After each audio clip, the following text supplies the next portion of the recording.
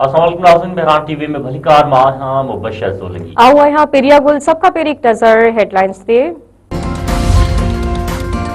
जजन के जज्बात न कानून मूजिब फैसला करण घुर्जन।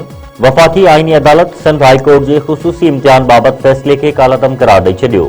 वफाकी आईनी अदालत पंहिंजे फैसले में चयो आहे त अदालतूं ज़ाती इख़्लाक़ियात या हमदर्दी के बुनियाद ते कानून की जगह नथियूं वालारे सघनि। कानून में स्पेशल या सुपर सप्लीमेंट्री इम्तिहान की इजाज़त न आहे।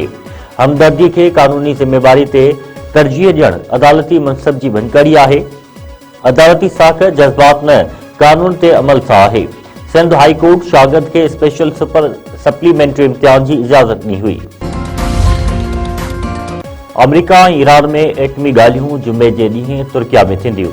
अमरीका ऐं ईरानी इख़्तियारियुनि ॻाल्हियुनि जी तस्दीक़ करे छॾी। स्टेविटकोफ ऐं अब्बास इराक़ची विच में मुलाक़ात इस्तांबुल में थींदी।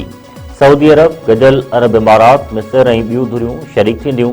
ईरानी इख़्तियारियुनि जो चवणु आहे त ईरान एटमी प्रोग्राम ते लचक ॾेखारण लाइ तयारु आहे। अमरीकी फ़ौजी असासन के ईरान के परे मुंतक़िल कयो पियो वञे। बाल हाणे अमरीका सदर जी कोर्ट में आहे।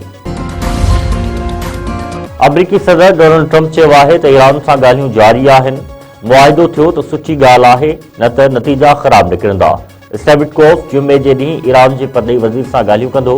व्हाइट हाउस में सहाफ़ियुनि सां ॻाल्हाईंदे डोनाल्ड ट्रंप वधीक चयो आहे त असांजो सामूंडी ॿेड़ो ईरान तरफ़ रवा दवा आहे। जेॾो सामूंडी ॿेड़ो वेनेज़ुएला उमाणियो हो, उन खां बि वॾो ॿेड़ो ईरान तरफ़ वधे पियो।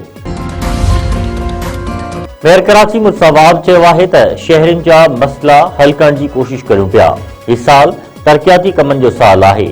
46 अरब रुपया कराची जे तरक़ियाती कमनि ते ख़र्च कया वेंदा।